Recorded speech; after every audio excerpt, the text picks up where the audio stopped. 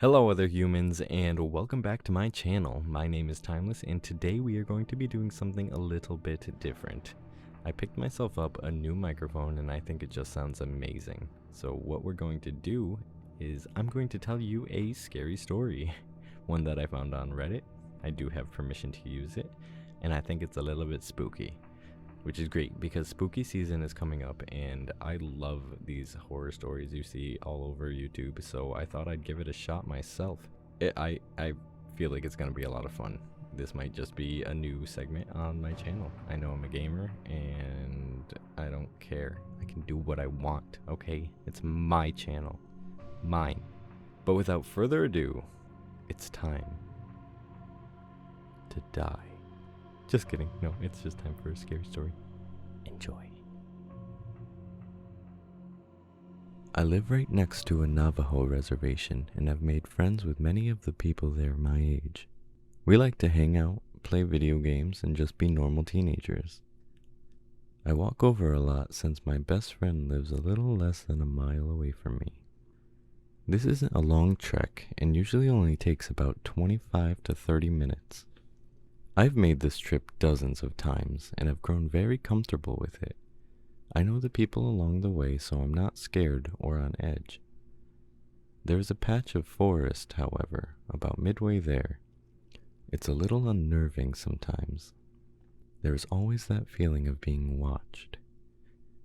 This was a regular occurrence for me, so I tried to just ignore it and shake it off as my mind playing tricks on me. This day, I spent more time at my friend's house than I meant to, and when I left, it was already getting dark. I reached the stretch of forest right as the sun disappeared from the sky. I shivered a little as I readied myself to begin the journey through. I was 10 steps in when I heard a branch snap. You know the sound, the one that screams there is definitely someone or something there with you.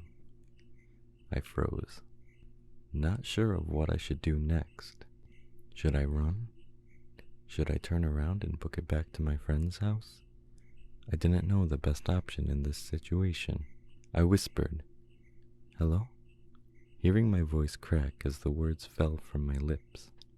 I don't know why I even opened my mouth, but it was out there, so I listened for any reply.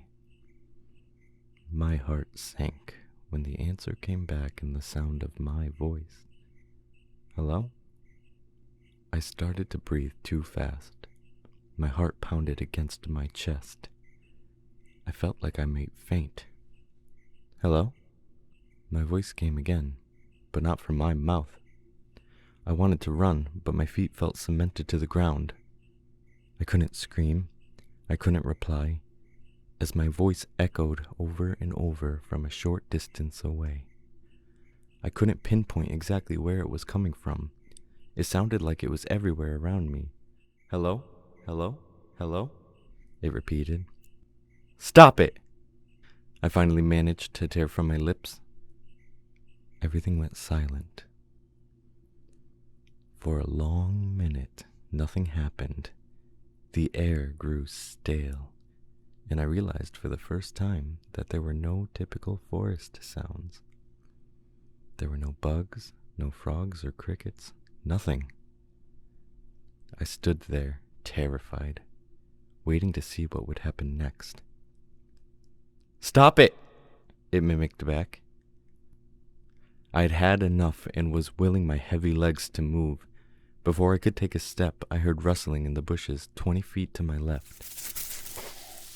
I watched in horror as a deer head with huge antlers protruded from the bush. As it came further out and stood up on 2 legs, I took off.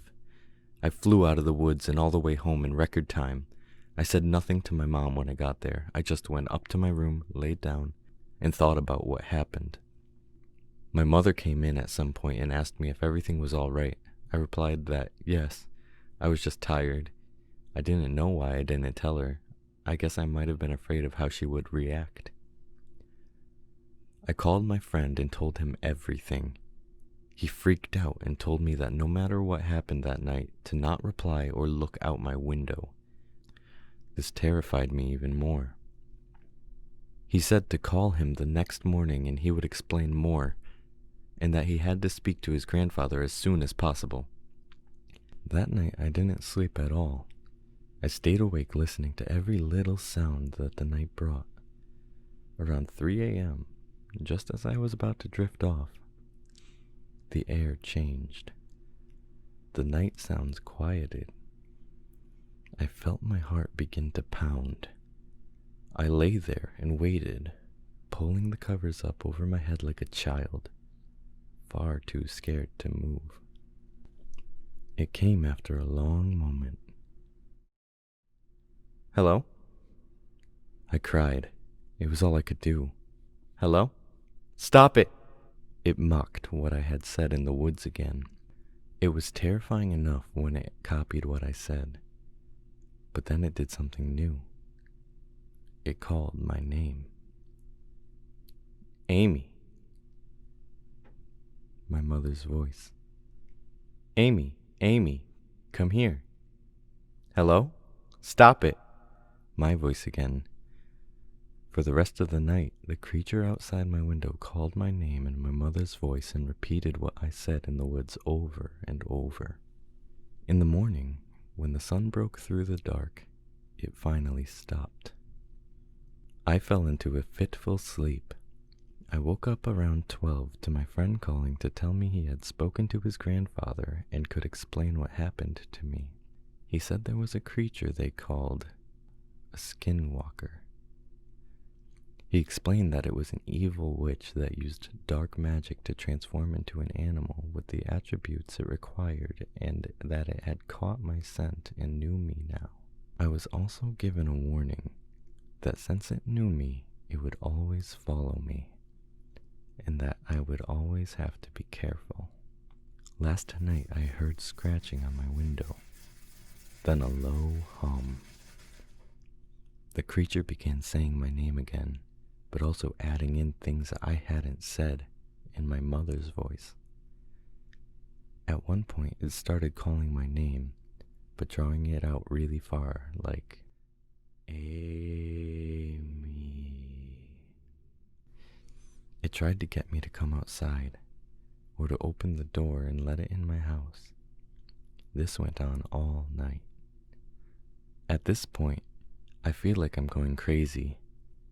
I don't know what to do. Is it seriously going to stalk the shadows around me for the rest of my life? I don't think I can take that.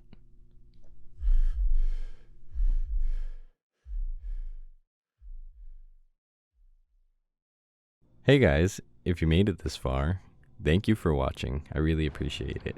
If you did like this, make sure to leave a like and subscribe.